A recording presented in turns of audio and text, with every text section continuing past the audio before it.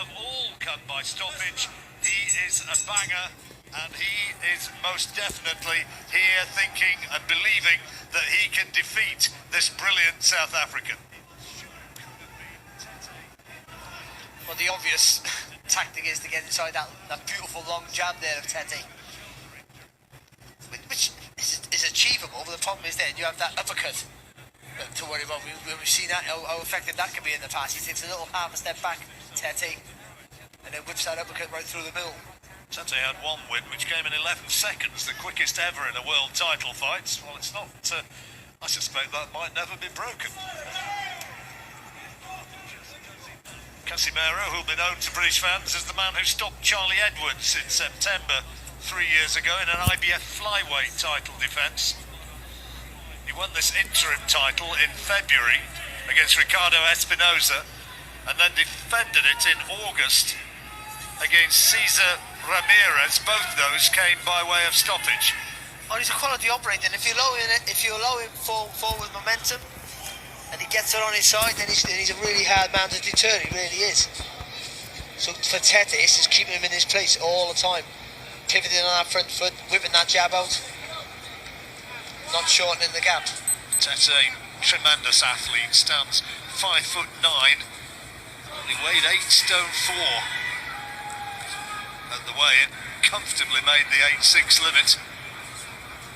That's the crazy part of it. How he makes the weight relatively comfortable. It's never comfortable making any weight, but he doesn't look as drawn as you see other fighters, and that's one of life's mysteries, John. He wants the brilliant Japanese fighter Naoya Inoue, who beat Nonito Donaire in that terrific fight. What was it, 3 weeks ago? Oh, great fight. Great fight, wasn't it? And it could have been Tete in the final had he been able to beat Donaire, but he pulled out of that Super Series with a shoulder injury. It was the right arm, the right shoulder, and that sort of an injury, it's kind of psychological. He's got to trust himself to be able to throw it. Yeah, of course you have, because that right hand, which is the jab hand, of course, and Tete is his most important weapon. On occasion, he kind of just does enough. We commentated on a fight over in Yekaterinburg last year. It was that fight last October. Yeah. And that was that sort of fight, wasn't it? He won by about a 4 or 5 point margin, but he never really took any risks at all. No, he can coast the fight, can't he? So he can stick in second gear, just pick you off and be happy with that. Well, fairly quiet opening round. Bell just coming up as Casimero tries to launch that right hand and just whips it through thin air. Really do enough, if anything, to be fair.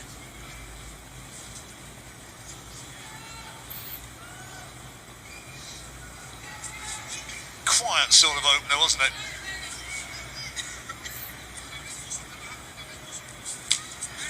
Test will come when Casimero lands one of those big punches, or when he fully commits to an attack. He's jumped into a few attacks, but I don't think he's been fully committed. And when he does that, if he can be effective, or if Tete can read it, and as we said earlier, whip that uppercut on the target. Casimero promoted by the legendary Manny Pacquiao.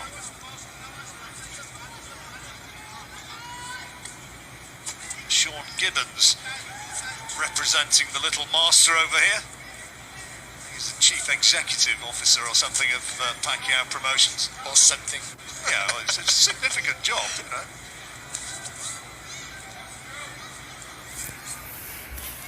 He introduced himself to me as that, and also as the president, so I'm not sure which it was.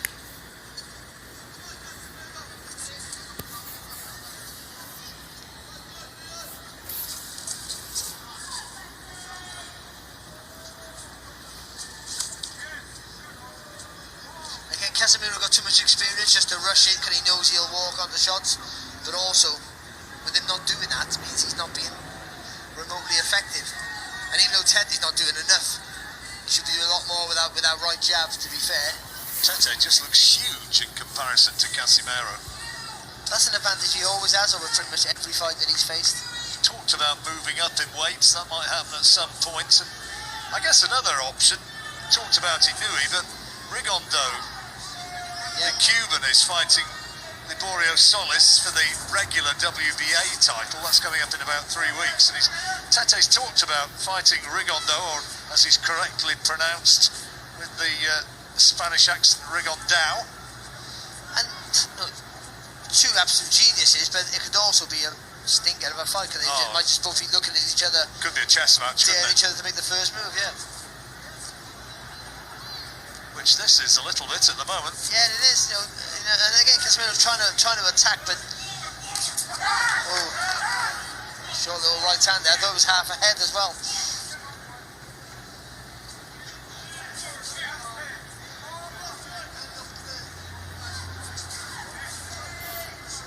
As ever, Tete's entourage came to the ring singing and dancing as the second round ends.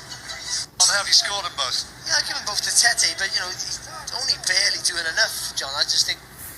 Well, it's what we said, isn't it? I mean, this is what he did against Mikhail Aloyan when he fought over in Yekaterinburg in Russia last October.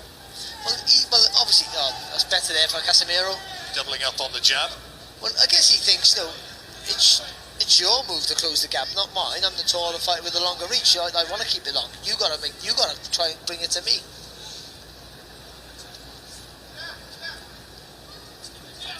Banks of experience, though, Casimero.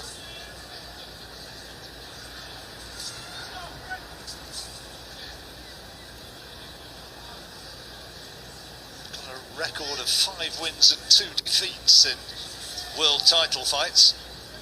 Tete 5-1.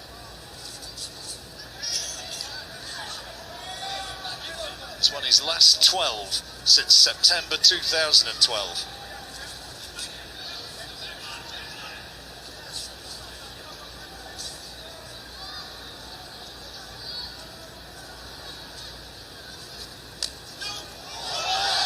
Casimero got him.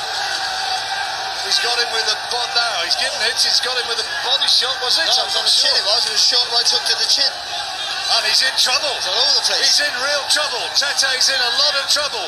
And the referee wants to look at him. He's allowing it to continue. But can Casimero take him out here? It happened so quickly. And he's still got a long way to go in this round. There's 1 minute 20 seconds. And Tete still looks unsteady. He's got to buy some time here and make Casimero miss. Casimero needs to pick his punches, and he can't find the clean shot, and he falls down. Tete, I don't think there was a punch which put him down. He just collapsed to the canvas. He's not recovered from the first shot. He's not recovered from the first knockdown. I'm sure of it. Referee asking, is he okay? Casimero wants to finish it right here, right now, and finish it he has. The title changes hands in sensational fashion. Zolani TETE stopped by Riel Casimero of the Philippines, and the big South African favourite suffers a defeat which was simply not expected, no way. Well, we're sat here just praising Tete up, and all of a sudden Casimero comes in with a short hook, sort of turns the body, hits Tete sort of flush on the chin, squared up, and that was it. He crumbled. It caught him on the blind side from where we're sitting, and you did well to pick that up because it was such a quick, short shot. It was. When he jumped into the attack there, and we're saying how good Tete is, and he waits for you to make the mistake, waits for you to engage, but we wouldn't give Casimero enough credit for all the experience he has and how quick he can close the gap. And it was a lovely, short, powerful hook. Well, I think it was a right hook. It's a minute or more, maybe 2 minutes now since that punch was landed. It's only just now that Tete's got back to his feet. He was really, really badly stunned by this. But I see it now here. Nothing's happening. Then all of a sudden, look, he doubles up really quick, but the first one did all the damage, and he was gone.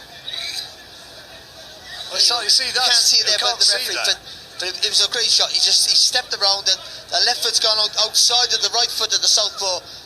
Right on the temple. Right on the temple. Short little right hook, right on the temple.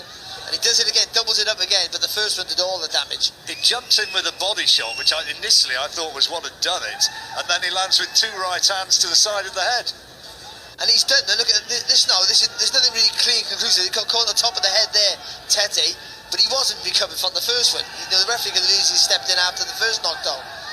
But the referee, Steve Gray, was right to step in there. Tete's not defending himself. His eyes were all over the place. And wow, what a win. Tete sitting down again on the stool in the ring, and he still looks very, very dazed by what's happened. Steve Gray waves it off. Therefore, your winner by way of technical knockout and new WBO Bantamweight champion of the world, Riel